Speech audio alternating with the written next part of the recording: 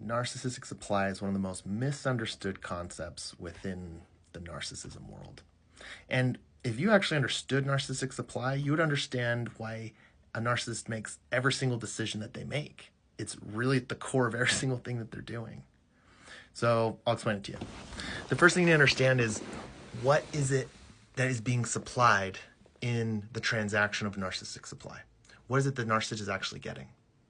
And to understand that, you have to understand that when a narcissist is at a very young age, they receive this feeling of unlovability, whether that's on purpose from the parent or just misunderstood from the child. Either way, they have this belief that their authentic self is not lovable. So they put on a mask. They start to become this other version of themselves. And the moment that they do that, they block themselves from experiencing love. And instead, they settle for the counterfeit versions of love, which are things like money and power and validation. So what's really being supplied in this exchange is self-esteem. Everyday people have inside of themselves like a fire burning that they just believe that they themselves are okay. Narcissists don't have this fire. They have a cold, dark nothingness there, and what they actually believe that they are unlovable.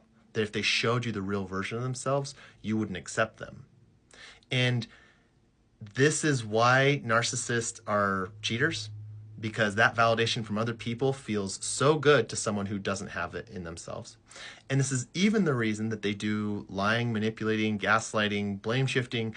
Those are all actually defense mechanisms to keep you and themselves from getting too close to this feeling of unlovability.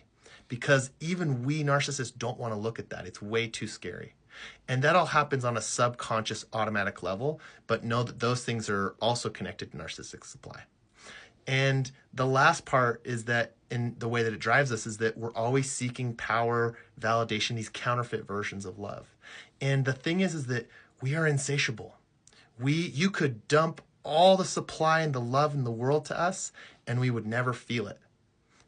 Deep down, we know that that love is being pointed at the mask. It's not being pointed at ourselves.